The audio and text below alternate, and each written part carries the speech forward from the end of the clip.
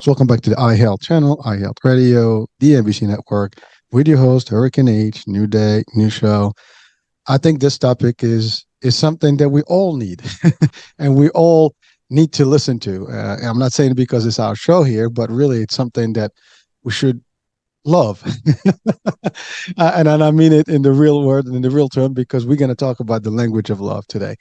And I think we all can use a little love. I mean, we are around the holiday seasons right now, and it's usually a good cheer time where there's joy and connection and things like that.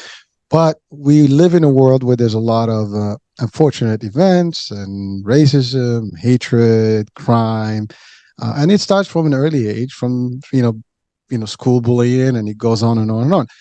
But today, my expert is someone who actually really is spreading the word about love and teaches uh, the real language. I mean, there's ways to actually do this, to live through life with the message of love and the language of love. So that's all I have to say personally. But I want to bring our guest today, Paul Zolman. Paul, welcome to the show. How are you? Thank you, Hurricane. Great to be here, and so glad for the invitation. Been really, really looking forward to this for a long time. Well, listen, likewise. Listen, it's funny, you and I, we had a brief discussion, and yesterday we kind of talked about it. One of my co-hosts, he asked, like, what is, the opposite of love or hate? I mean, we were talking about hate and love, and he said that hate is not the opposite of love. And so we that was kind of like a part of the discussion. And then we just had another talk show about communication and how to make sure that you convey the message without hurting people's feelings and things like that. And over time, I've had several shows that we talked about in psychiatry stuff and psychology and the patterns of some of the, I would call them behaviors these days. And one of them that we always talk about, especially in school, is bullying. And by the way, bullying exists everywhere, not just in school. And we always want to eventually bring this message of love, but love is a big word, and there's a lot of stuff. Now, you're an expert in this communication way of bringing this, I guess, concept that is dear to us, yet it evades us. So before we go there, let's talk about you and what got you into this particular world of messaging and work, because you do this. You are helping people and training them and helping people train to actually do this better. And you also have your book that you explain how to do these things. So let's talk about your journey that got you into this and why. Great question, Hurricane. And what I want to tell you about is that I really learned the opposite first. So I've gone the whole spectrum. I started my life in an abusive home. They had all sorts of abuse. There was economic abuse, there was physical abuse, there was social abuse, there was sexual abuse, there was verbal abuse, many different kinds of abuses in that home, and we were really good at it. We could put somebody down so quickly that we could put them to shame, and it was a horrible thing. Hurricane. I felt like a hurricane. I felt like I was that destructive person that could take a person down in the matter. I mean, it was almost like wrestling. How many seconds will it take to pin this guy? And you're trying to pin people down and just put them down so that it elevates you. And maybe that's really a common trait of people that come from an angry culture. Another trait that is common among that angry culture is people are walking over you. They're talking, thinking that what they have to say is a whole lot more important than anything you might be saying. Nobody hears anything because they're talking, you're talking, nothing gets heard. That's part of angry culture. Another part of it is that there are no boundaries. I mean, you can look over your neighbor's wall and say what they're doing and say, what's wrong with that person? Why are they doing that? And I found myself doing that quite a bit until I realized that it's none of my business. Why am I being annoyed at what that person is doing and it be none of my business? When I realized that, Hurricane, I had such a huge relief come over me. You mean I don't have to bother that person? I don't have to be annoyed at that person? I stopped. I found myself stacking annoyance on top of annoyance on top of annoyance until I had this flash of anger. I wanted to stop that behavior, and I didn't know how to get out of it. Every 17-year-old or every 18-year-old makes a declaration at that age, say, I'm never going to do what my parents did. I'm not going to raise my children like I was raised. I'm number 10 of 11, Hurricane, and my grandfather had 19 children. I only have 8. So only 8. Only 8. And my children only have 3. I don't get this, Hurricane. I want more grandchildren. I think that's why you have children, so you can get to the grandchildren, right? I want more grandchildren. But even in that, trying to raise these children, I found myself being quickly upset. And I did not want that. And my wife got annoyed at it. And just over a period of time, 23 and a half years, she was finally fed up with that. And there were some other circumstances that we just departed ways. And so I'm primary custodian now of 5 remaining children in the house. And with those 5 children, when it's my ex-wife's time to have the children for her weekend, I decide I'm going to have this take this little time to have a little midlife crisis, have some fun. And I thought, I'm going to do what I call destination dating. I'm going to find a lady in a different place. We'll pick a city to meet in. We'll have a date, and then we'll go back home. And so I did that for about a year and a half. And it was kind of that upper level of doing dating while you're single. You just pick a place and you go to that place. So I went to Daytona Beach and Jacksonville, Atlanta, Charlotte, North Carolina, Columbia, South Carolina, New York City, Salt Lake City, Kansas City, Nashville.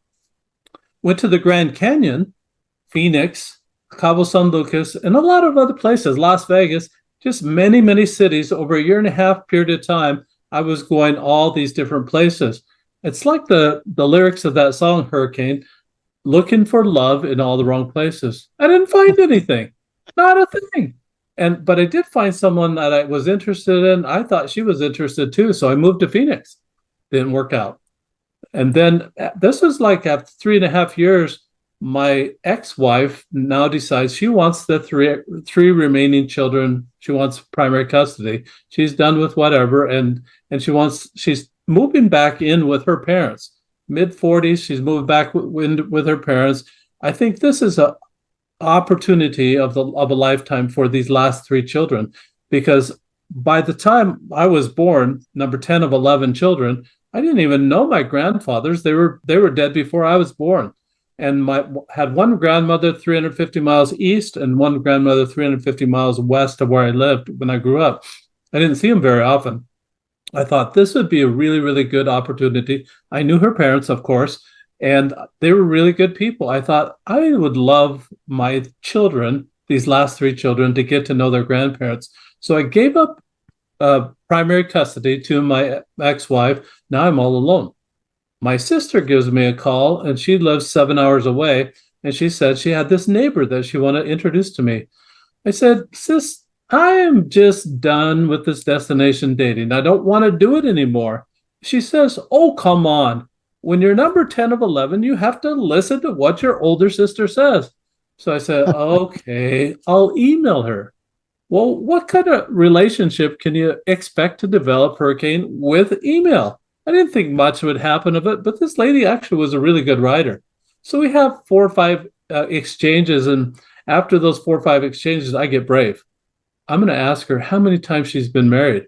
So I send the question across her. We're still emailing at this time. There's no voice contact. There's nothing like that. It's just email. I send it over to her, and she writes back, and she says, counting the 5 that are buried in the backyard. And I thought, this is hilarious.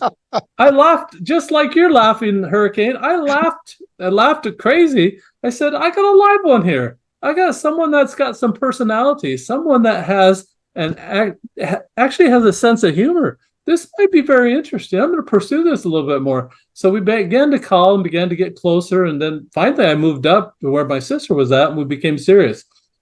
In that moment, we're serious. Now it's time for big brother approval. I'm number 10 of 11. You got to have that too. So I took her 300 miles north to my brother's house.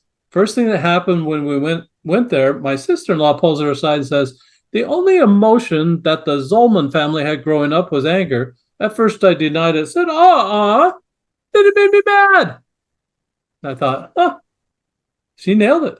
And I verified it for her. And I thought, if that's what outsiders have as an opinion of the Zolman family, I had an opportunity right then and there to change that perception. So I started reading the color code and I started reading the 5 love languages, and I really settled in on the love languages. So this is kind of how I got to the love languages. I loved the principles. I didn't get it. I came from anger, and I didn't get this love thing, didn't get it at all. You mean, Hurricane, that if I guess what your love language is and cater to that, Dr. Chapman's calling that love? That doesn't sound like love. But who am I to say what love is? It didn't sound like love. It wasn't working. I'm a bad guesser.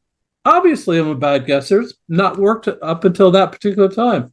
The second thing that Dr. Chapman has in his book is that, well, if you take this survey I have, you can find out what your love language is.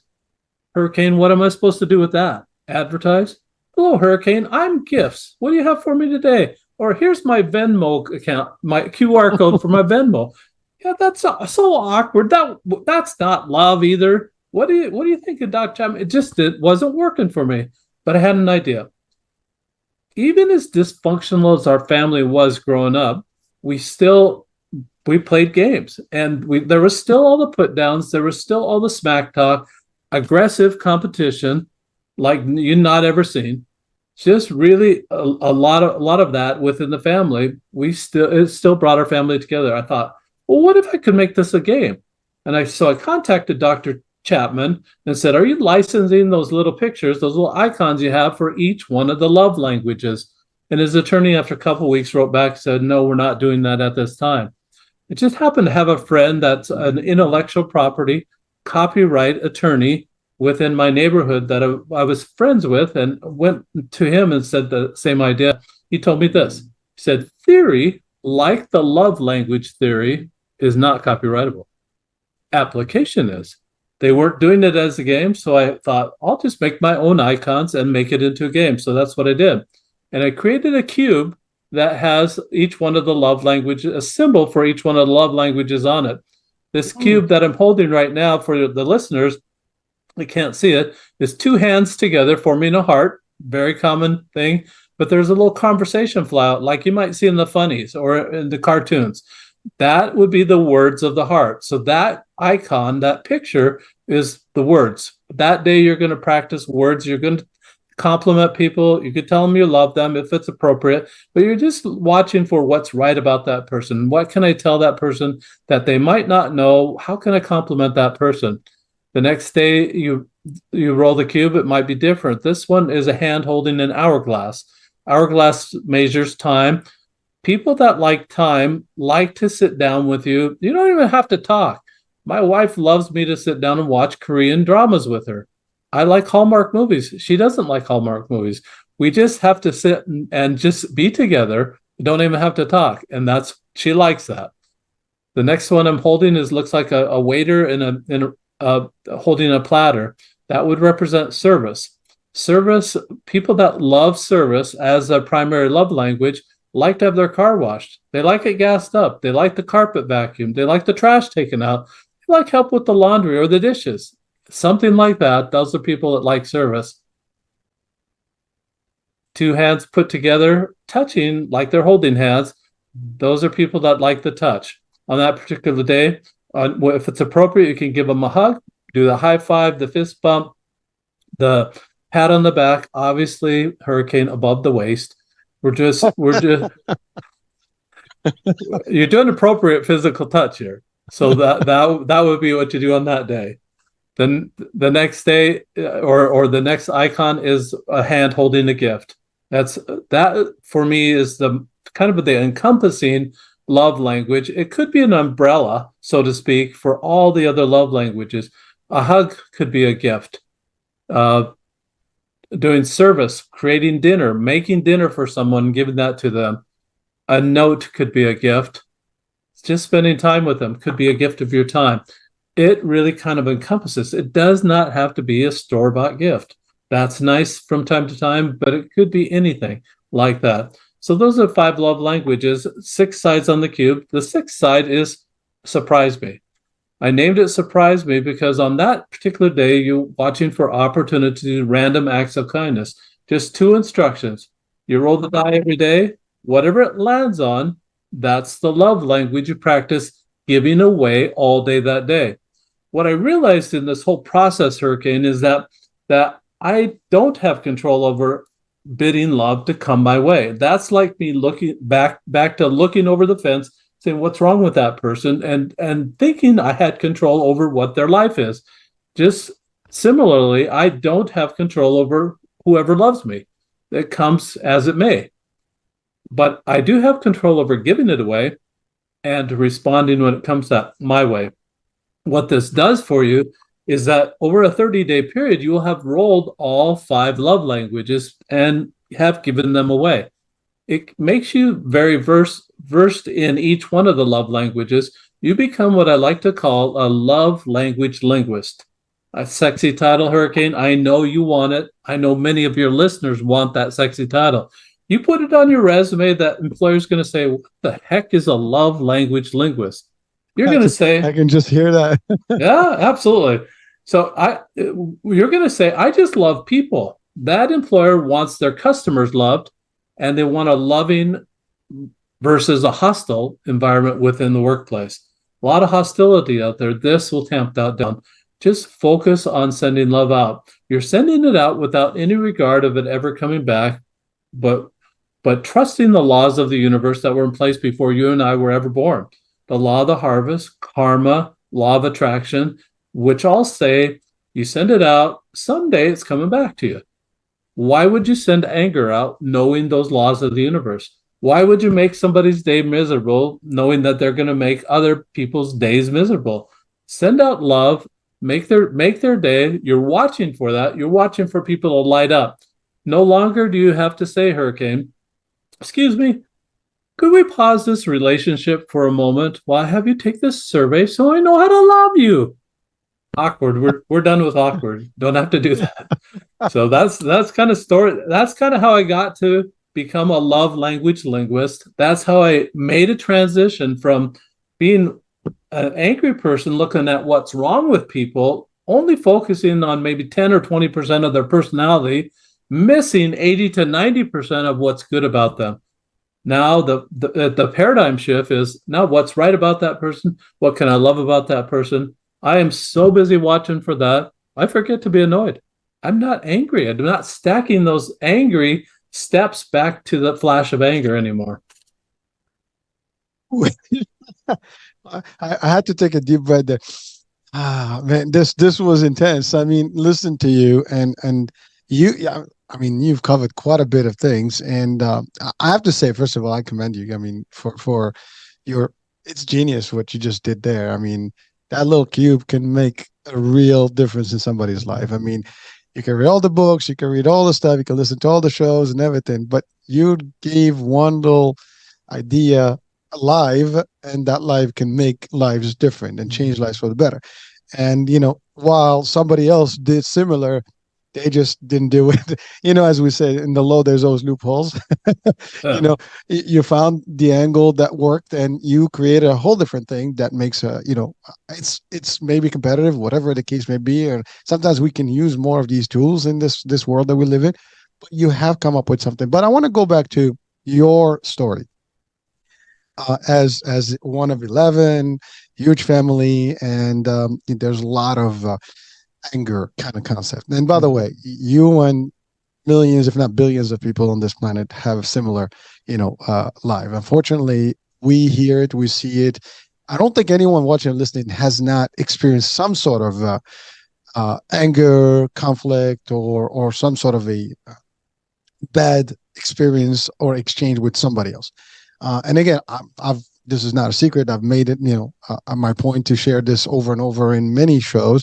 But me being as a kid bullied, a few times, over until I got to a point where I started into the martial arts, and that kind of gave me a little bit of different approach to how to deal with that problem, give me the confidence, give me the discipline, so on and so forth. And I was able to actually stand my, my grounds, but it does impact. I mean, it's really serious.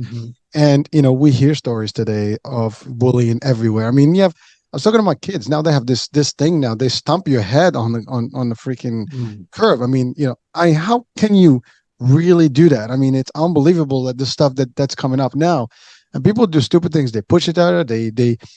It's like they had so many incidents and people die in these things Hmm. because of dumb stuff. I mean, you see, like I sometimes my kids show me stuff on in high schools that goes viral. I'm like, what the hell's going on? I mean, I've been to high school. I'm sure you've been to high school, and you know what? Hmm. There was always some stuff, but it was Yeah. different. Now these kids just out of the blue, they just go and start knocking people down. So there's a lot of that. Mm. People make fun of people just because. Some people have no choice of who they are, how they look, what their background is, what their economics Hmm. are, and people thrive on those things. And it's really, as you said, it's really them projecting some, I guess, personal issues into somebody else. They basically Hmm. deflecting your personal stuff into other people because you don't want this people looking at you. You'd rather Hmm. be the center stage, attraction, but aligning it with somebody else's problems, and you basically defer that. But that's not good, right? And it takes a lot more energy, Mm. unfortunately. And you're right, like you just said it again. Why would I do this and anger somebody else who's going to anger more? Because once, like, listen, we all have this. You sometimes you wake up in the morning, you meet someone that really rubs you the wrong way, and he kind of Hmm. destroys your morning, right? You go to the meeting, and some boss or somebody screams at you or says something, and he kind of builds that nice negative momentum, and your day goes, south. It's like the impact is unbelievable when you talk to someone and you get that first, and similarly, if you talk to someone who brings you joy and love, you're like, you just spark up and the day is Hmm. going and your energy is different. So it's all that energy. And what you're talking about is really, it's real. As you talked about the universe, karma is real, justice is real, divine Hmm. justice exists. What goes around comes around. Whatever you Hmm. do, good, bad, you'll see it one way or the other. And we know that, everybody knows that, yet we choose sometimes to behave, the Hmm. opposite way of good and in a negative way. And frankly, I'm a very big promoter of positivity and positive mindset. And what you said is really was a switch too. Like, again, we just talked, I just posted something about switching from one side to the other, and you can. It's just, it's a revelation to you that you Hmm. discovered it through time after many, many, I guess, struggles. Hmm. And you talked about love, like real relationship, dating and stuff. That in itself, sometimes doesn't work because there's different people with different opinions, different outcomes, outlooks in life, and obviously you don't match. There's no frequency, there's no vibe, there's no, I guess, chemistry that happens, right? Hmm.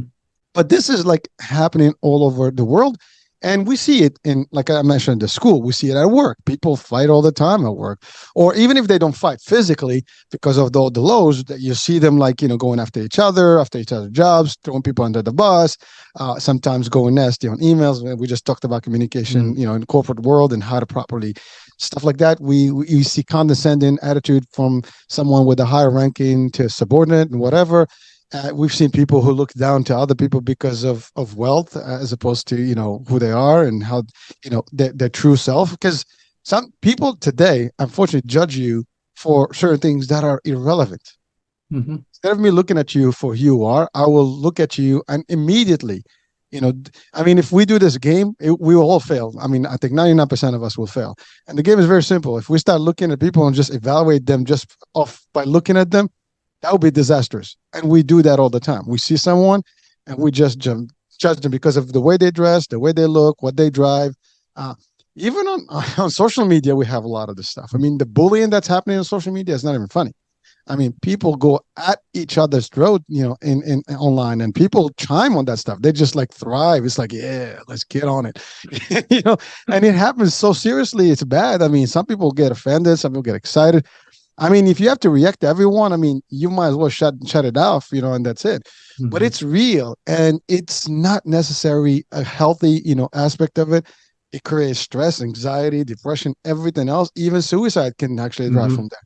You know, every single case of suicide that at least I've read about and I've heard about was driven through some angry Hmm. elements and some bullying of sort that actually just escalate. Every murder or crime that happens typically happens because of anger that happens, and someone loses their cool, and next thing you know, they do something, they don't even understand what they did until it's over, and now they're stuck and their life is ruined, their family's life is ruined. So it's all kind of negative stuff. Yet the message of love exists. It's always been there, and it's easy. I love the facades or the sizes of the cube, because they all are powerful messages themselves. I mean, I love the idea of a gift. Even gifts. I mean, we're in the holiday season. There's everybody buying gifts everywhere now, and that's a sign. I mean, now they're not supposed to be limited to holidays and special occasions. A gift is a gift. You bring gift to people that you enjoy. A gift can be, like you said, nothing. We can just have a nice hug. We can have a nice little coffee, a little drink, whatever it is. A smile is a gift. It's charity, right? If I smile at you, I see this all the time. You look at somebody in the street, you smile at them, they look at you, they smile back. I've never seen someone you smile at them. I'm very rarely you smile at someone, they look at you like, what's up? They give you the frown, right? It doesn't. Even physically, when you smile and you're laughing, you use less muscles and you have a healthier outcome than if you actually frown and get all angry and you get all worked out and your blood pressure is going up the roof. What the hell's going on? It's a decision, folks, we have to make, and it is easy to actually transit. We just have to make that choice that I want to be on this side, not this side. I mean, let's I'm going to ask this question to our public right now. We all know when it rains and it's pouring and it's gloomy and it's you want to sleep, you want to be in a blanket, you don't want to do anything. Well, that's really what that anger is. It's just like dark. It's really bad. It's really not exciting. Well, imagine a good day in the summertime, beautiful, not too hot, mild, blue skies, nice little breeze. I mean, you feel excited. You feel like you want to do more things. Your energy is up. You want to go out early, do things. I mean, look at now. I mean, we have daylight savings. I mean, the day is short. It gets dark at 4:30. No one wants to do it at 4:30. You want to go to sleep because it's already dark. It's exactly that. I'm just giving an image, but that's really what it is. If you were actually to live in this, mode on this world of darkness, you're gonna stay in there. It's gonna really get on you badly, and you will wind up with diseases and everything else. If you're happier, there's a good chance. I think even I've read something about the happier people, the more energized people, they tend to have a healthier life, a better life, and actually it's fact. I mean, I was watching something the other day. What is it, Nash Daily or one of those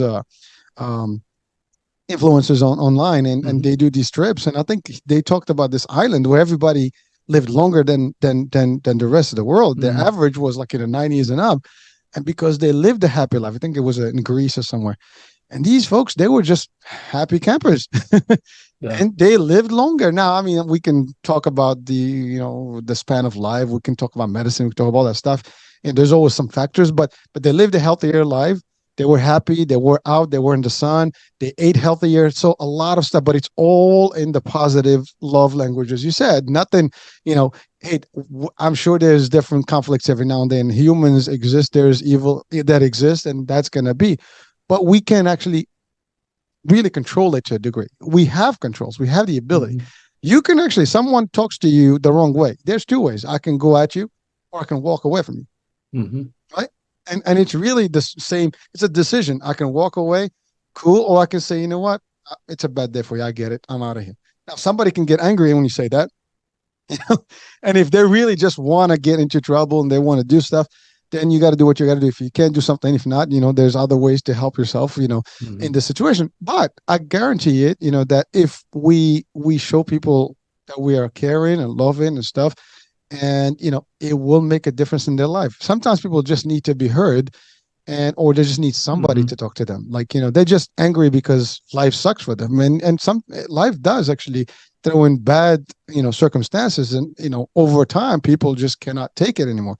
Not everybody has the same threshold of pain management when it comes to the life and the burdens of life, right? And some people can handle it better. Their resilience is different. Some people easily get overwhelmed, and therefore their reaction is that. And by the way, we all have that. If you have a bad morning, you're waking up and you're not, the first thing that happens, you're like agitated. You just want to like snap at everybody, right? And that can happen to all of us. But if you are always in front of people and you're trying to give positivity, good, the love and stuff. I mean, again, like I love those sides.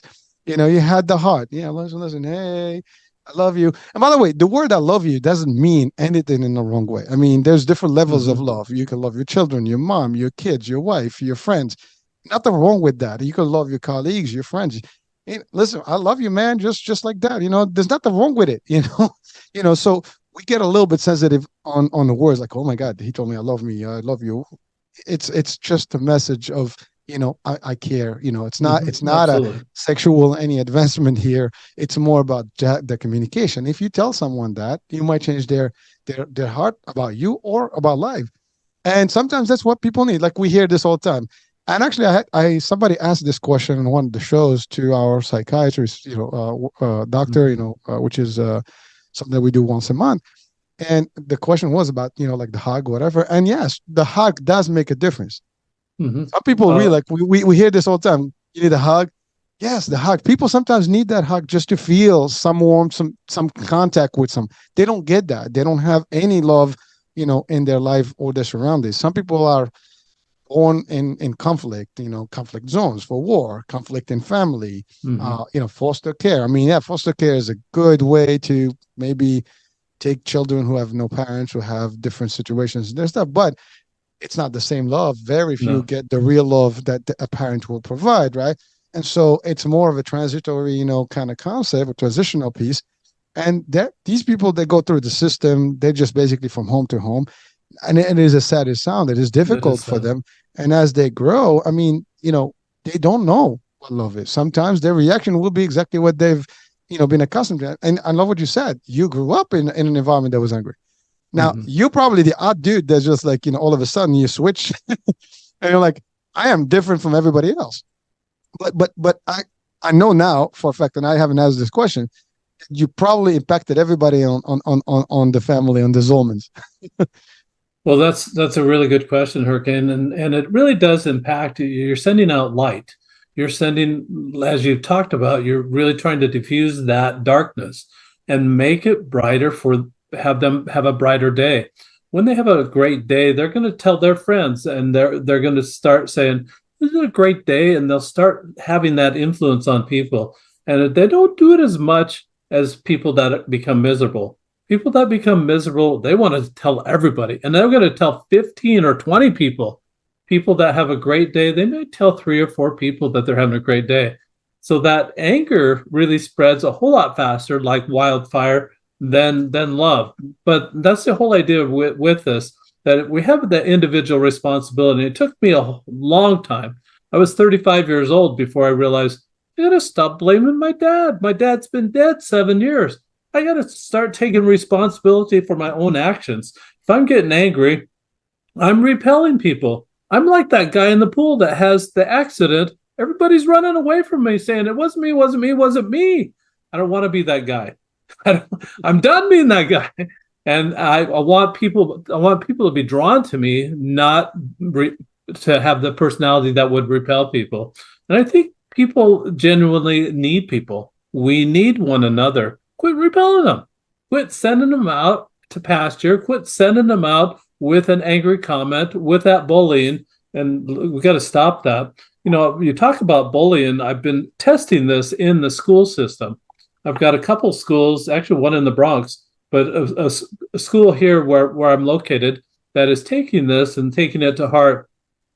At the beginning of the day, they take the 2 seconds, make that 2 second investment to roll the cube, whatever comes up. The teacher takes maybe 30, 45 seconds to explain, class, this is the type of behavior we're looking for. Now, granted, I'm starting at K through 6. I'm starting at the young ages because they're more impressionable. They don't have the bias that the older children have, or they don't have the learned behavior that the older children have. They are more impressionable.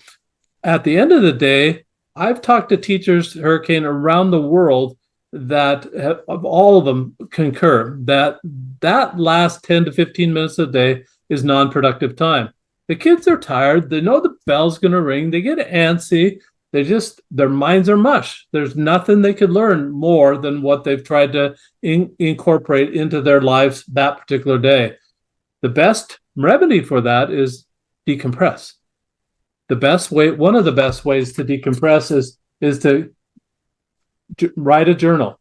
So I've put together a journal that says what they rolled, opportunities they saw to love in that way, what they did about those opportunities. If these children, and I give that a PDF of that to the teacher, if these children realize at age 6 or at age 7 or 8 or 9 that they're responsible for their own actions, they've got such a huge head start from what I had when I grew up. 35 years old, and then I just barely realized I'm responsible for everything that I do in that way, and all the bad stuff that I send out, it's going to come back. That's a boomerang you don't want to send out, because when that boomerang comes back at you, it has the velocity, it has gravity coming at. It's going to be 10 times worse than whatever you send it out. Who would choose to do that? But we do it every day, just like you said that. So now these kids are responsible. End of the day, they've got a report. That's going to tamp down a lot of that bullying. Now the teacher's really not as responsible as maybe they were before, because the children are taking their own responsibility. The principal doesn't have to be as responsible as it was before. They still have a lot of responsibility, but the kids are taking that responsibility for behaving on themselves. It has to be that way. For us to raise a generation that's going to be a loving generation, it has to be that way. Now these kids write about it. The teacher may withhold a few, read them in class, in front of the class the very next day. Say, look what Johnny did. Look what Susie did yesterday. Class, this is the type of behavior we're looking for. They'll roll the die and then they'll go through another day. And the kids are very smart.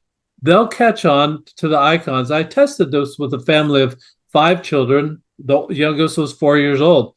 And one day he rolled physical touch. And he's jumping up and down, pumping his fists, saying, yes, physical touch, physical touch. Immediately, Hurricane, he goes and beats up on his brothers. The mother's trying to suppress all this laughter, did not expect that, but it becomes a teaching moment. All the children are present, said, no, son, this would be a more appropriate way to express physical touch, love in that way. You can give a hug, you can do the high five, you can do the fist bump. You could create a special handshake that has 8 or 9 steps or 20 steps, whatever you'd like, to try to develop that physical bond with that person for that particular day. Just becomes teaching moments. In the school, these become teaching moments. At the end of the school year, the student parent will have gathered each one of those journal pages, put them in chronological order, bind it in some way, bind it. Now that first grader has a journal. I absolutely would have loved to have a journal of what happened in first grade, because I absolutely loved my first grade teacher. Why did I love her? I don't know. I didn't write a journal about it. But I loved Mrs. Rogers. I can't remember second, third, fourth, or fifth grade teachers. I don't know their names. Can't remember what their names were. But I remember sixth grade. And it's just the kindness, I think the contrast from what my family was growing up to the kindness that those teachers gave. I would have loved to have a journal about that. In fact, I would have loved to have a love journal from my mother or my father or my grandmother or my grandfather. Instead, Hurricane, I got a journal about the weather. The weather 60 years ago. Who cares what the weather was like 60 years ago? I would love to have something. What did they love? What was there to love in their time frame? Well, thank you. And I first of all, I do have a suggestion. I love your concept. I mean, we live in a world of digital, space. Mm-hmm. Maybe if you can convert this to a digital version of that, that would actually be a lot more accessible to people. Sure. Easy, like as an app or something. Just a suggestion, and do it quick before somebody else takes the concept. But certainly, I mean, I think you'll get a lot more reach, in different areas and all around the world. I mean, as apps are fun, and could be even in game consoles and whatever, and it could be like we have Monopoly, we have Yahtzee, we have all these story games. Mm-hmm. This could be just like a family thing. Let's see who gets the best concept for a night, and make it something different. And just a suggestion as listening to you, because I love the concept, and I love what you said about starting this in an early age in school, because at the end of the day, that's the next generation. Yeah. That's actually the next group of people that are gonna live in this world and take over. And if we can guide them from the beginning to be nicer people, that's all they're going to know. The world's going to be a better place. I think we lost some of that, over Yeah. the last few decades, and it got worse, and frankly, if we compare, our days and I think we're about the same age, maybe I'm a little older, I don't know, but, just literally, over the 10 decades, I mean, not even 10 decades would be too much, but 2, 3, 4 decades, 70s, 60s, 80s, 90s, right? Things have evolved, and I compare myself, for example, I was in elementary in the 70s. I look at my kids these days. I mean, I'm like, what the hell is going on in these schools? I mean, I cannot even understand what's going on at that age, right? I compare the high school days to their high school days. I cannot even see this time. Now, I had Hmm. some bullying, but it was a little different. I mean, nobody really beat on you. It was just more like the words and things like that. They slapped you every now and then. You get those little Hmm. things. And there was a reason for me. And I was a tiny little dude, and it was easy to make those little things for me. And I took offense to it, and eventually I took my stands. But the fact is, it's still different over the decades. I think it got worse. And Hmm. now, any help that we can have to change these things. I mean, first of all, we also have the news. We have things. We have so much Hmm. negativity that Right. is being absorbed, and people are angry. But I mean, it is true. If you keep watching bad stuff, you will have bad outcomes and bad reactions. Subconsciously, you're getting all that negative feed. Hmm. It's just like it's bull, like we talked about Yellowstone earlier, right? Hmm. Well, it's like that super volcano that is just under the ground, brewing, and you never know when that thing's gonna erupt, and boom, you got a super, action. Not a good, place to be at that Hmm. point. And we have that, but your concept can make a difference, and I love the way you do it. And you're right. I mean, at the end of the class, no one. I mean, they're already saturated. They're not Right. absorbing anything. But if you make that a fun 10 minutes to have something that is worth, something for them, do a little exercise. You said the next day. Why not? I mean, it can only Hmm. benefit. And you're right. Not that the teachers or the principals not going to have more to do, more responsibility. They're just basically not going to deal with the nonsense that is Hmm. unnecessary. Yeah. They'll do exactly what the mission is to educate and Hmm. and raise the next generation in their mind, right? As opposed to like dealing with the this one for this one, what's going on, detention, this, the other, all that stuff is irrelevant. If you can avoid all that, it would be great, right? But Hmm. you're given a tool. Now, ultimately, is this going to change the world tomorrow? Probably not. But the word out is going to make a difference. I think today is one good step towards sharing to more Hmm. people. And again, these people are going to share with others. And it's that's how we do it, folks. We just help each other one piece at a time. One little. We all have a role in this world. And just like Dr. Hyman, I always refer to him because he's my psychiatry doctor, Hmm. and I love his way about things. He's always about like we can change one person at a time, one mind at a time to the positive, and the world is changing before you know it. More people are gonna, it's just a wave. All you need is like that first, stone in the lake, and then you get that ripple effect that goes all the way Hmm. to the other side. Absolutely. Same thing. We just need to get that dot in and then keep it going, and it just goes and spreads further. And that's exactly what we're trying to do here. So I commend you for it, but I still want to know, like, how did that your game, your style, your I guess technique and concept affect your family, if it did? Great question, Hurricane. I think that it's really affected my family in many ways. Probably affected me most of all because I was the one that wanted that change. And I think that that's a key point of any change. So you have to want it. There has to be that desire there, or it's not ever going to happen. You can't have intervention and say you're going to roll this dice for the rest of your life and you're going to do what it says. You can't do it like that. Has to be that voluntary. I have an issue. I want to overcome this issue. I want to use this love tool to actually become more loving. I want that paradigm shift instead of focusing on that guy that just pulled in front of me, that SOB. I just, instead of focusing on that, I want to be kind in my thoughts. How do I change that? How do I get that paradigm shift? And you've got to figure out how to have that desire to want to make that change. This is a perfect tool for it. This sets in 2 seconds or less, it sets a theme for the day. It sets a purpose for the day. It gives you some gas, and it's a picture on purpose, Hurricane, because pictures burn into your mind. If I say the word elephant, you're not seeing in your mind ELEPHANT. You're seeing the picture. Everybody sees that. This will burn into your mind. It'll be a memory hook for you. What did I roll earlier today? for many years, I've done this since 2017. I've had the cube. I just wrote the book and published it this year, but I've had the cube since 2017. First prototype was wood. It was 2.5 inches by 2.5 inches, sharp edges, just like me. I had sharp edges. Oh, that's a little interesting. It wouldn't roll for whatever reason. The sharp edges would dig into the carpet and they'd stop, and it would just really stop and it just be aggravating. I had to round off the edges, just like me. I had to round off those edges, just refine yourself a little bit, and then it came to the 1 inch by 1 inch cube that I've got right now, and it rolls very well. It's very easy to put into play. This is something that can set a tone for the day, for your life. And I still, when I was first started, I kept one of these 1 inch by 1 inch ones in my pocket every single day. It's a great conversation piece, but if I forgot to roll it, I've got it. I can roll it. Okay, from here on, now I'm reminded, what am I doing today? What love am I, what opportunities am I watching for today? What am I going to do about it? I have a name for it. You probably have a name, but I call it the love dice. Love dice is good, but I call it the roll of love. And I did a play on words, Hurricane. There, ROLL is something that happens outside of you.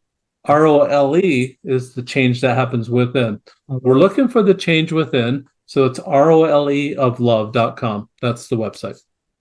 Well, I love it, and frankly, I mean, to be honest with you, like I had another show recently about a device that should be in everybody's hands. In this case, I would literally see this as being a tool that everybody has with them every morning. Everybody should have one. It's a small toy.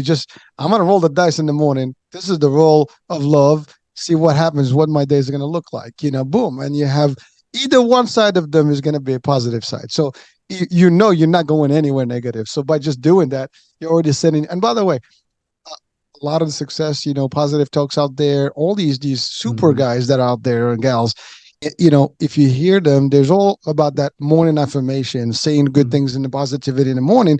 That will determine the rest of your day.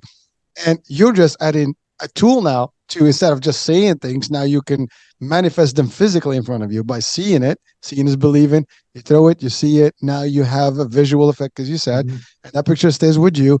And even if and that's the thing, if you have it with you, like they have the lucky pennies or lucky whatever coins, this will be your lucky dice. Just whenever you forget, just throw that thing in. It's like, it resets you. I mean, there's a lot of ways you can use this, folks, and why not? I mean, it's no big deal. I mean, that's why I said if you have a digital on the phone, they'll just be like, zap, let's see what side does it fall on. Yeah. But I love it. Like, when he said it was sharp on the edges, that's how it was. And then you kind of refine those edges. Now we kind of move smoothly and it really gets to roll a little bit longer. And again, folks, this is a simple thing in visual, but it's a huge thing in concept and what it does. It changed you. And that's the other thing. I love what you said there, because that's an important piece. You have to have that will and be, the one that wants to change. No one can change anyone unless they have the willness and the willpower that's the intent. If your intent is not there, you're not going to make it. If you're not committed to it, it's not going to happen. I can talk to you day and night for years. Nothing's going to change. But it takes 1 second when you decide, I am tired of this. I am done. I'm not getting it. And by the way, anyone listening right now, we all have bad days. I just said, another one yesterday, like we're not perfect. No one is. We're talking right now and we're still not there, right? But here's what's the difference. Every time we talk about this, we keep that positivity on the right side. We keep seeing it, hearing it, and subconsciously it keeps feeding us. When we need it, it's gonna just manifest. But if we don't talk about it and it's out of sight, out of mind, then that's really what it is, out of mind. Therefore, you can become and really succumb back and revert to that bad behavior, whatever it is that is angering you and making you do bad things. So again, now we're not judging people. We know that there's always something behind everybody's behavior. And, psychologically speaking, no one out there, even the people that do bad things, they need help themselves, because the reason they do is because there's something missing that is driving them to do these things. Sadly, that's real life. And there's, again, we talked about evil for those people who have faith, who have religion, concepts. Evil is real. It exists. And, for those people that don't believe, well, call it negative energy. But it does exist. And it there's nothing we can do about it. But we can do something about, kind of working against it and basically defeating that energy by positive energy. And we can do it through these, devices, tools, concepts, discussions. Those are the things. So that's the way it works. So I'm really, I mean, I admire this thing. I'm in love with that love, the role lover. Oh, thank you, Hurricane. And it really is a fun thing. I love the variety. Is what the survey did that Dr. Chapman had. It kind of put people in a box, saying something like this: says, Hurricane, you're going to have to eat tacos every day the rest of your life because that's all the kind of love I'm going to give to you. I love to give you tacos. That's it. This flavors it up a little bit. Every day is going to be a little bit different. I'm going to send out love in a little bit different way every single day. People love that variety and they love it in different ways. Like especially Christmas time, we're looking at gifts. On our birthday, we're looking for a gift. But other times we might be looking for a hug. We might be looking for spending time together. Might be looking for a vacation together. Something else is what we're looking for. This provides that variety, and it really becomes something that people become versed in all the love languages. Best part about that is that it really improves the communication skills. Now you've got a peripheral vision that you can see it when it comes your way. Most people only respond to what they like.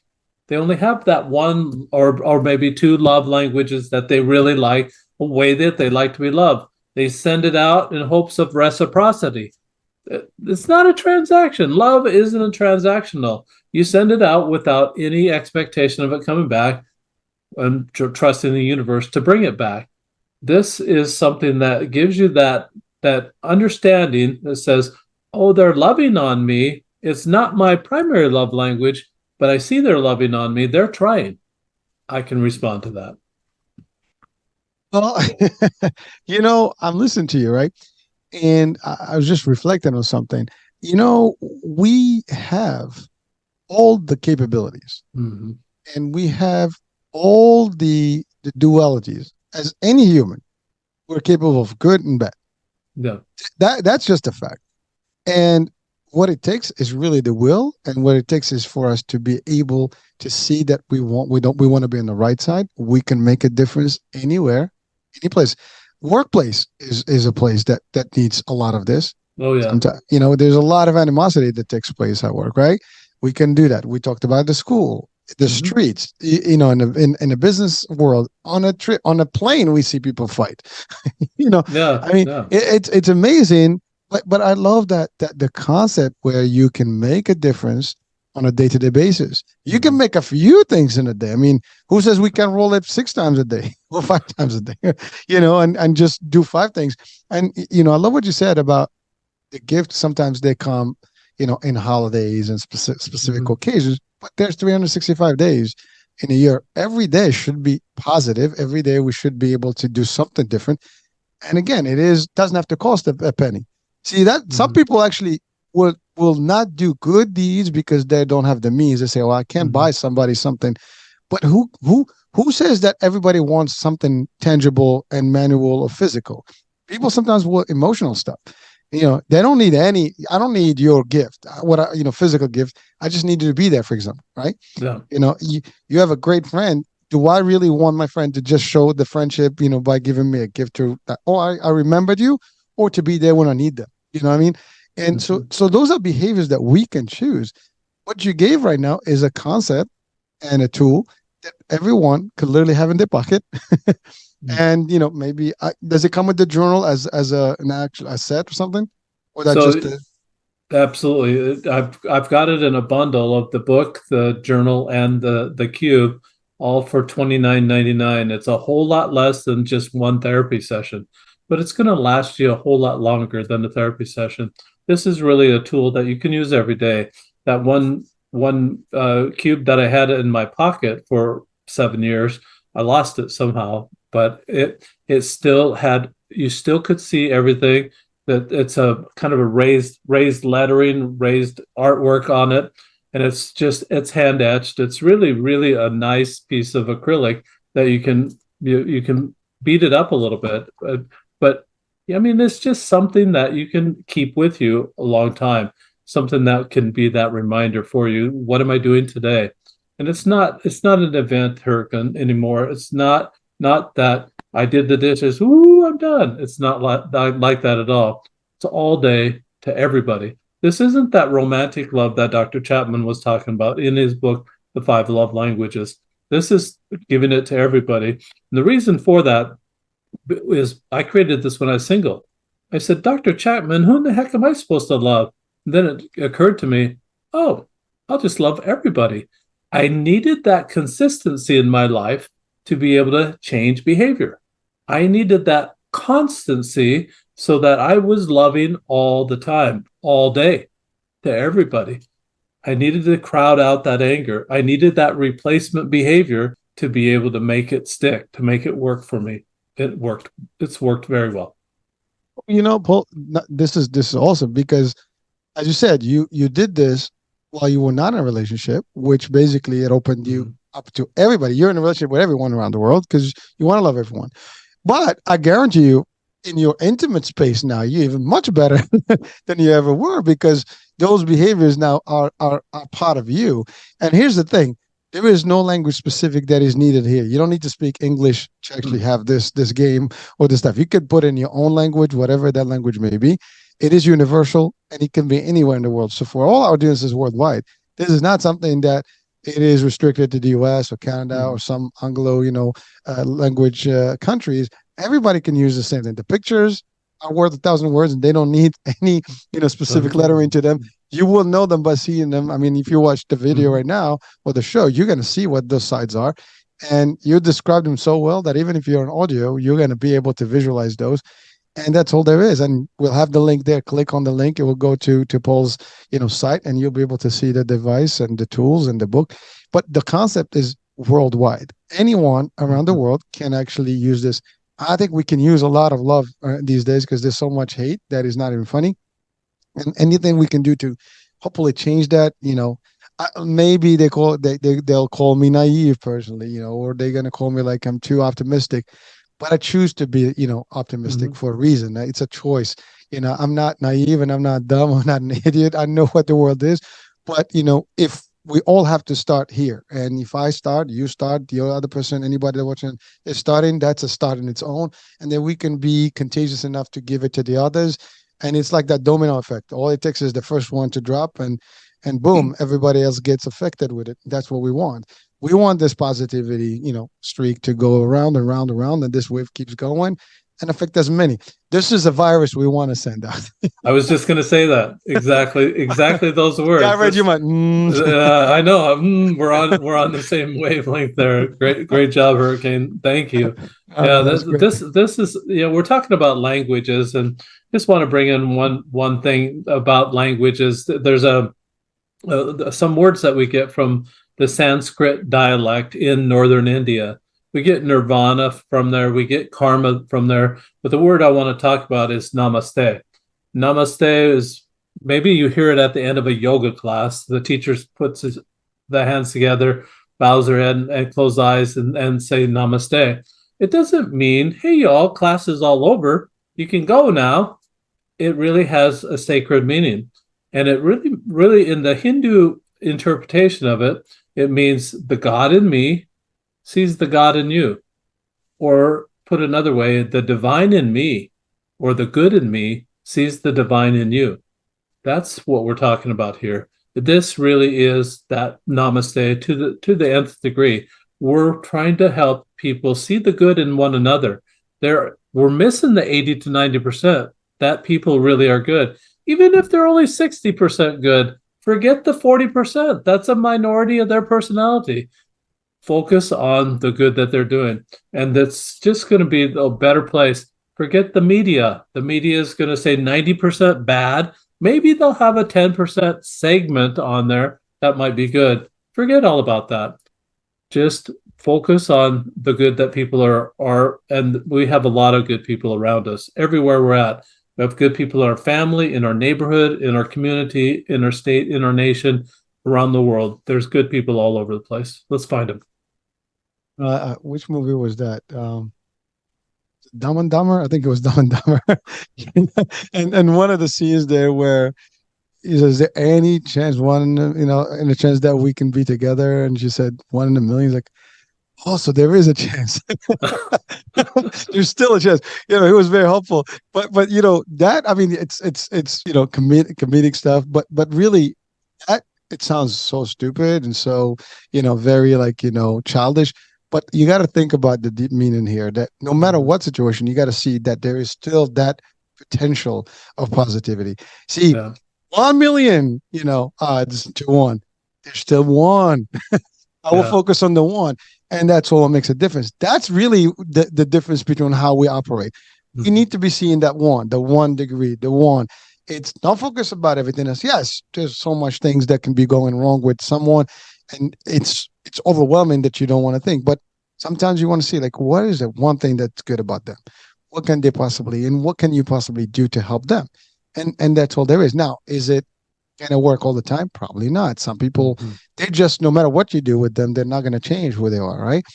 It may take a big event to actually make a difference for them, where they can make that transition. But you said it yourself. For years, you didn't, you were one person, and it just dawned on you like, oh, this is not working. And I've heard this story over and over. A lot of people that had that, behavior, whatever sort of behavior that was not, very fulfilling, I would say. Eventually they realize it's not doing something. There's something wrong. And you will know there's something wrong. If you're always angry, if you're always not happy, there's something off. So all you have to do is admit that, there's something going on. And then that's where the story begins. That's where the change happens. I mean, that's where people actually get cured and get the help and the resources that they need, is when they determine, like, there's something off, and that only happens if you start always questioning yourself. Don't put the blame on everybody else. It's all the world's fault. I have nothing to do with it. Well, guess what? I have this logic that I believe in it, from all my heart, is that we all have our own realities, and our reality is basically interacting with everybody else's reality. So think about a multiverse concept, and it's your verse and my verse and everybody's verse, and we all kind of mash up in this called life.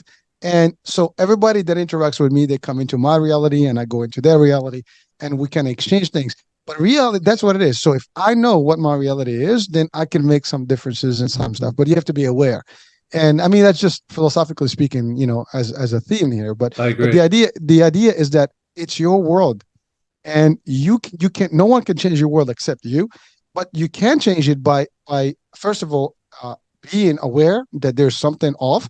And then from there, you can actually reach out to all these other realities and worlds around you and be able to capture things that were positive for you, that can make a change and hopefully give you a better life. And you'll see the change. You'll see it physically, you see it mentally, you see it in relationship, you see it in people tending to have a lot more feel for you, and kind of, what do you call it? Going towards you, like attracted to you. These are things that can happen, and it's not a secret. You'll find this. You'll be able to see the difference. It's day versus night. There's no doubt you're not going to be able to see. There's no gray hair here. You'll see the difference when that starts happening, and that's all there is. Yeah, sorry about that. I went on a rant there. No, I absolutely agree with you, Hurricane. And what it is what I call it is if you can find a moment that you can do some self-actualization, find out where you are on the spectrum. That's what was really helpful for me. My spectrum for me was anger versus love. And I found a lot of the activities that I would do were on that angry spectrum. I said, well, what is a descriptive word, an adjective, for what behavior is going on right now? When I realized that, I'm being sarcastic. Well, what would be the opposite of sarcastic? Oh, you mean not genuine or authentic or being truthful? When you put those two words side by side, everybody's going to gravitate. Oh, I want to be genuine. I want to be authentic. They're not going to want to be sarcastic. And you can take that with any word, figure out what the opposite is, and then that's your goal. But you have to have that self-actualization moment like you're talking about, Hurricane. You've got to find out where you're at. Otherwise, if you don't do that, if you're blaming people, you're stuck. It's their fault. Go talk to them. You're not going to make any progress at all. When you self-actualize, now you're at a point, oh, I can see now where I need to go. You can start making goals and make the pursuit that way. You can't do it by blaming other people. Stop it. Well, that I love it. Thank you. And just to add to that, what's going to happen? People are going to run away from you. Oh yeah, Yeah, no one wants to be around the sarcastic dude or do that. I no. mean, it's think about it. If you first of all, you can see when someone is sarcastic. You can tell when someone is very funny, and being not respectful. Because sarcasm, does intend the idea of not being very nice to you, right? And if you're not nice to me, you just basically are shut down from my world. I mean, at least me personally, that's how I operate. I interact with you. You rub me the wrong way. You basically gonna be like just like poof, you disappear from my world. You won't even hear from me or see me. You'll be blocked in real life and social and everything in my life. You have no access to me. And that's all, because I don't want to surround myself with anyone that's gonna, affect me in a negative way or irritate me. I have no room for that. Time is valuable. It's a commodity we don't get more of. And I'm not gonna like get, all excited and bent out of shape because someone wants to have a field day with me. Bye. Find yourself another target. I am not it, and that's it. And so you'll find people running away from you. Now, like I said, the opposite will be like you're good. People are gonna want to gravitate towards. That's what I was using for, looking for earlier. Gravitate towards you and come to you, and that's not a bad thing. And but this is not about fame or being popular. It's not a contest. It's more about the idea that you're just a good person and that people want to be around. It's like. Yeah. Do you want to be in the cold or you want to be in the warmth? I mean, you create a warm environment, and so that's where people come in. They get cozy. The other way is like like darts and shots, and it's like it's just you're ducking. exactly. Yeah. Yeah, Why you're am all I? over the place. I'm like in a ring fighting. I don't have to be fighting all the time. I want to be in a cool place. I only fight if I have no choice. But I don't have to be like fighting just to survive. A relationship. No, and that happens actually in real relationships. And I'm not even. As parents and children, that's one, but definitely in a love relationship, marital relationships, or couples, that's a big deal. Like you're in a relationship where it's all bad. You're bickering. What's the point of being together? It doesn't work. That's it. You just move on. There is no chemistry. There's no connection. What's up? The people that make it, they tend to work it and make those necessary shifts so they can actually be good. I mean, again, with Dr. Heim, they did this. Him and his wife, they both did a great research, and they put this book called Resilient Relationships, and they're actually they started a show on the network. It's called Resilient Relationships, and it talks about like all the things that make these relationships last longer, and a lot of it is these little things, these sacrifices, the love, the working together and stuff, as opposed to like being like complete opposites. Everything is bad. It's your fault. Everybody's looking like, and even at work, I see this all the time. It's like, who's to blame? Whose head's gonna roll? I mean, and it's just the behavior that I personally, I worked at a company, and there was a point where we go to this meeting every Friday, and I hear this. Who will be terminated? Whose head's going to roll today? Who do we drop? I mean, literally, there was a couple of months where I was hearing this every Friday. It was a turnoff. These are lives that you're deciding on. And by the way, I've been in the corporate world. Did I terminate people? Yes, but I always say I never fired people. I terminate people, and there's a difference. I never did it on purpose or something. I mean, there was an expectation, including me. If I don't do my job, I expect that. There is an expectation when you join a company or whatever role in, you're supposed to deliver. You have deliverables. If you don't perform, you're the one who's determined whether you stay or terminate based on the contractor. But it's not, I'm not on a vendetta. I'm not actually going after you. It's not a witch hunt. It's never that. So I can sleep, with my conscience. But these, like the one I gave you, where it's just because we need to drop someone. No, we don't need to drop someone. If they do their job, I don't need to do now. If we have a financial crisis and we have to maybe lay off people, then maybe we can move people from one department to the other, give Mhm. them different things. I mean, there's ways to do this. And I've seen some companies do exactly that. They try to maintain, regardless. I mean, through COVID, a lot of people, lost jobs, and some companies actually did a good job to maintain the employees who were, Mhm. so again, you can do things, it's a choice, folks. It's not, but like I said, this affects everyday life from your home, family, work, in the street, in the bus, in the car. It's the same thing. I mean, if I had it, listen, I drive a lot, and I tell you this: if for every single irritation I get in the street, I would have a fight every 2 minutes. One thing I like, a pet beef is like when people honk on you for nothing. You know, the light just turned, and then like the third car in the back or the fourth car is actually honking. It's annoying. Or like, oh, the other thing that annoys me when I'm driving, I see people at the light looking at their phone, and the light is green, and they're still reading the stuff. This is, you're driving. This is not a time to read your emails or text. On in the car. But if I had to react to every one of those, I would come and snatch everybody from their vehicles. I mean, but that's where you go to that range of Mhm. anger and bad stuff. Or I can say, you know what, they're having a bad day. I always try to find justification. And by the way, try to find, that's another tool I use, is I always try to find justification. Maybe they're having a bad day. You never know what their day is looking like. Yeah, So, give them the benefit of the doubt. benefit of the doubt. Yeah. You don't know if someone just lost their job or lost Mhm. somebody that they love, or, they heard a bad news, or they got a bad diagnosis. You Mhm. don't know. Their kid's gotten in an accident, something happened to them. And, their mind is not fully there because they're distracted now. Mhm. You just make an assumption, and that assumption can be wrong. And what's the point? Or You you know? make it about you. You Oh, make it about you, that is and true. it's not about them. And this really changes that whole picture that you're talking about, Hurricane. That it's no longer about you. It's about them. It's about lighting them up and about helping them have a better day. And there's great satisfaction in doing that for another person.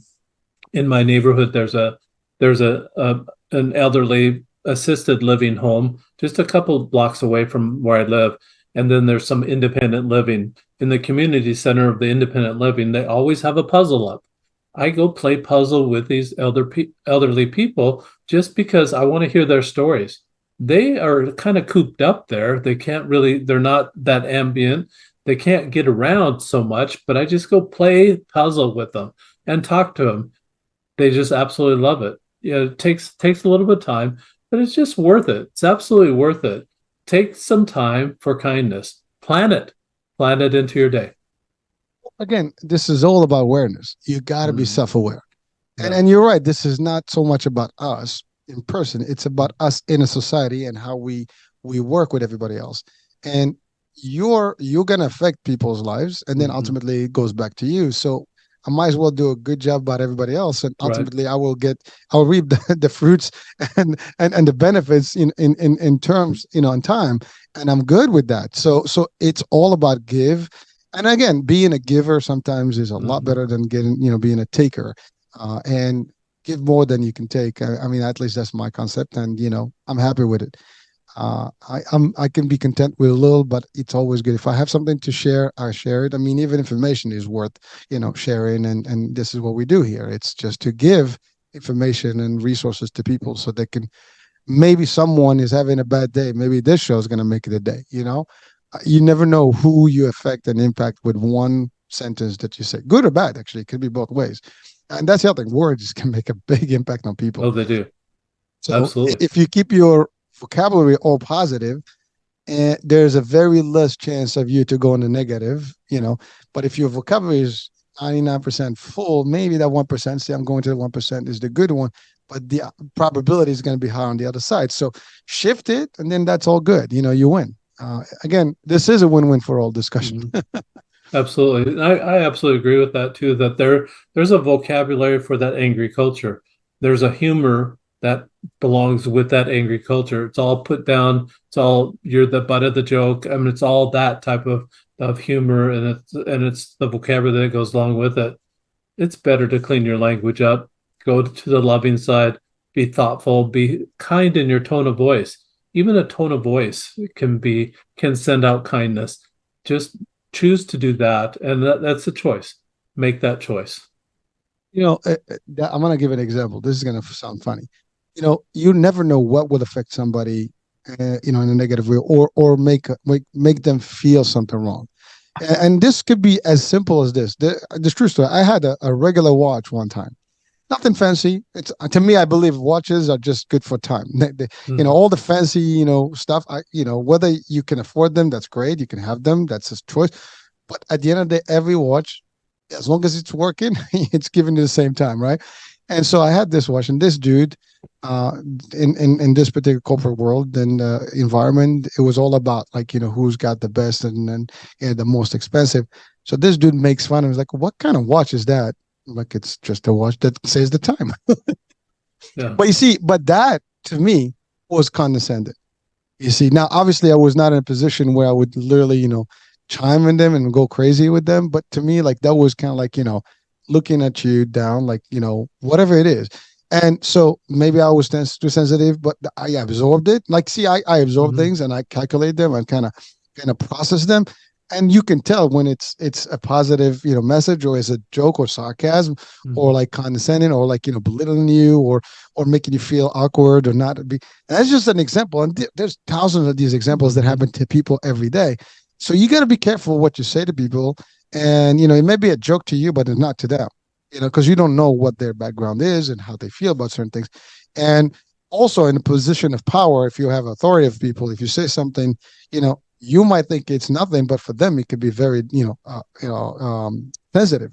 So be careful, folks. If you want the language of love, you have to keep the love going. And that's how it is. Use it as part of your day in, day out work, and you will avoid these things. I don't have to criticize what you wear. I don't care what you wear. I just Hmm. want to spread the love. I want to see you. I want to say the good thing. I don't have to do anything about that, because I don't want you to feel, that you're not worthy or you're this. Hmm. And that's the thing that people sometimes don't understand, or at least they don't calculate when they speak. Words are like bullets. If you throw a word out there, you actually shot somebody. Yeah. You just don't realize the damage that it did because it's not bleeding in front of you. But he might be bleeding internally and mentally. So that's an example that simple sounds, but I can tell you this happened 12 years ago and I still remember it. And that's just Hmm. one event, a small little thing. But the fact that the way it was said, you know, I still have that watch, Yeah. just for that person if they ever hear this show, uh, you know. But that's the point. It is a watch that gives the time. Now I do have a few other ones that probably a lot more pricier than that one, but it doesn't matter to me. It's not the price. It's just if I like something, I don't care if it's $1. I buy from a dollar store and I buy from $1,000 store. It Hmm. doesn't matter to me. If I like something, I get it, and that's what it is. If it makes sense to me, for the use, I'll do it. I don't have to be extravagant, but I can indulge my life if I want. And by the way, this is not about me. I'm just talking in general. Sure. We all have to, the ability to do both. If we can, we can. But it's not the thing. Like I always say something about materialistic stuff. You know, um, Keep it in your hands, not in your heart. Meaning that you can have things, but don't get too tied to the world, Hmm. the world stuff. If you can have wealth and rich and fancy stuff, why not? But make sure it doesn't turn you, convert you, change you from the Hmm. core of who you are. Some people convert easily, with these things. You can't. You have to be. You talk about the word genuine. You got to be genuine through. Hmm. Doesn't matter what phases you, good, bad, in the world. You are you, and that's a different story of every person. But you got to work towards doing that. Anyway, so I kind of got into, but you gave me that little thing clicked in my mind. Yeah, no worries. What I found, Hurricane, is with what happened to me is that remember I was stacking annoyance on top of annoyance to get to that flash of anger. Now it's different. Now I stack kindness on top of kindness on top of kindness to get to higher laws of love. We've talked about the basic laws of love that I call the basic. These love languages are basic. Everybody really needs to know these basics, but these basics can stair step to the higher laws of love, like charity or compassion or intimacy. Can you imagine insulting your wife or your partner and wanting to be intimate at the end of that? Not going to be happening. Or asking for forgiveness and you're insulting, and then asking for forgiveness. Probably not going to be happening. Steps Do the steps of kindness and practice these love languages. That is how you get to the higher laws of love. This is going to be the compassion, the mercy, the empathy, the sympathy, the forgiveness that you're looking for, that intimacy that you're looking for. This is how you get there.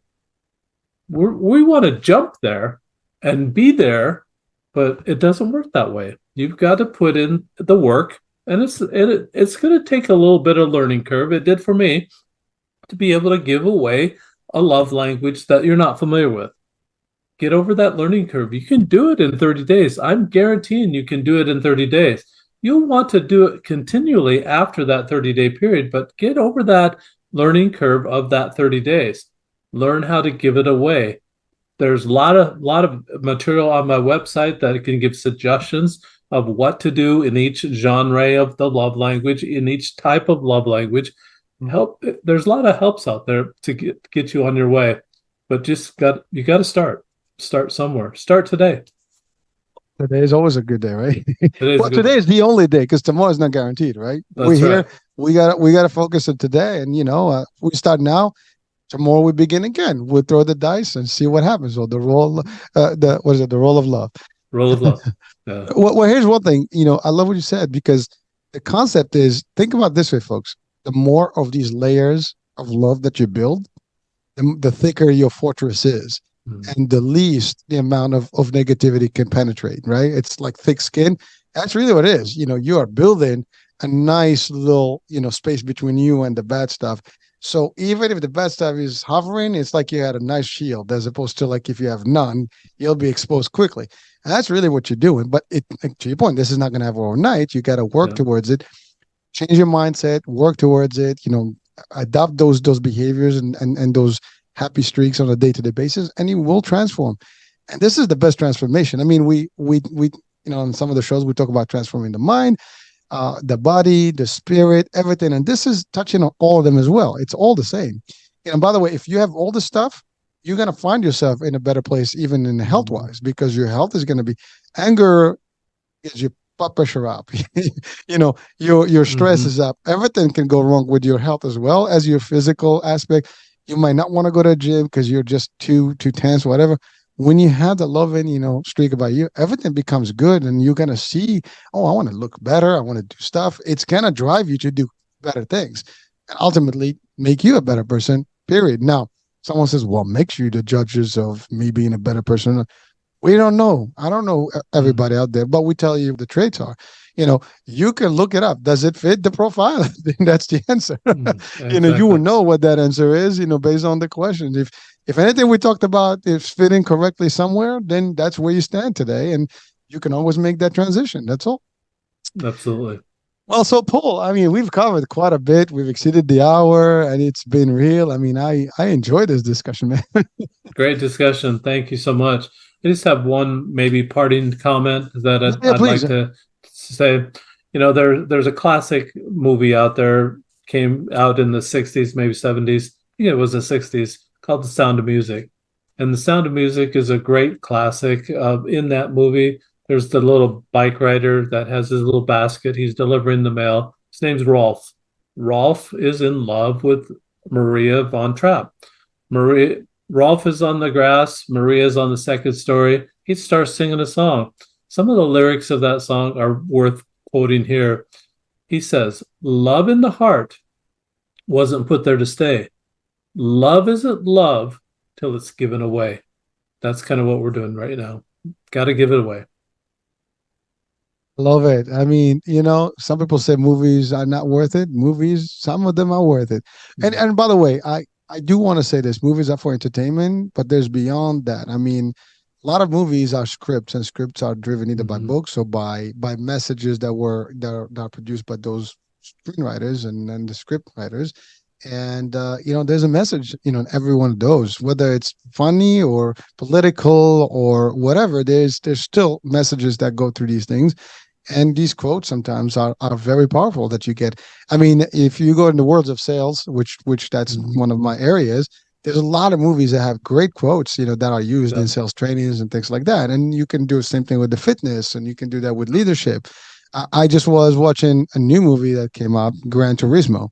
Now, Gran Turismo is a movie about games, But if you watch this movie and if you're a leader and a trainer, then you want to look at this movie because there's a lot of components that can teach your teams different aspects, and even you as to approach certain things, tragedy, this, that, dilemma, how you can transform someone, the focus, all these things can be put together. So those, since you quoted the movie, I just wanted to throw that in because people still like because obviously, listen, we talk about success, and we certainly don't have time to binge a lot of movies, but there's some movies that you want to watch, and you have to, if you're going to watch them, are you doing just for pure entertainment, or are you doing it because you extract things from them?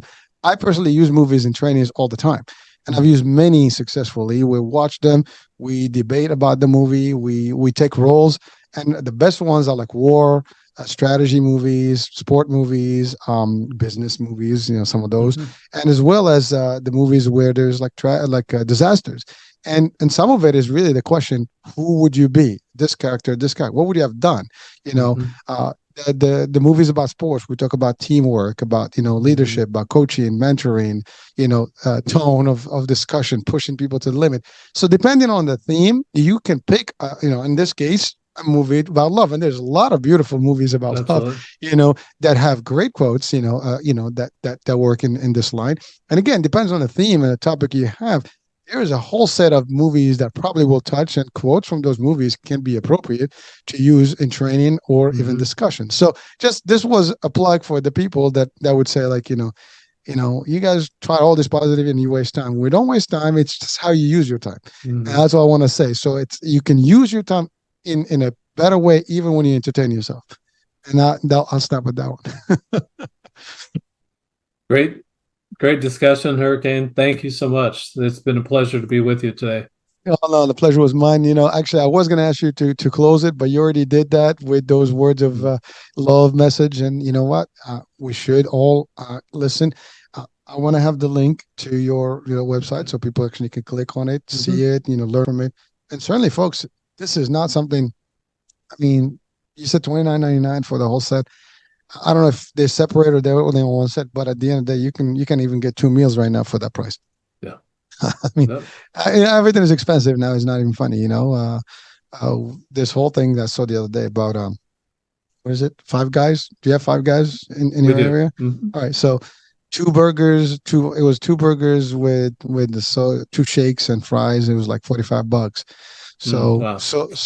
Yeah, I mean, it's amazing, like the prices out there, in drinks and fast food now.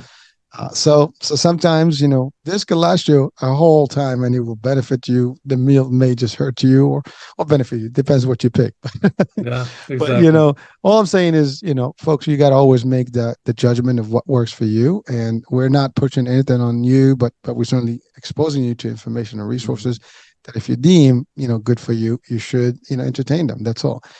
So Paul, listen, it was fun, man. I've learned a lot. I've enjoyed this discussion, and I'm sure our viewers and listeners are going to benefit from it. Thank you so much for being with us, man. Thank you, Hurricane. It's been my pleasure. Likewise, and folks, there you have it. This is the end of the show. So we'll hope that you enjoyed this particular episode, and we'll be talking soon. New day, new show, new guest, new topic. Bye for now.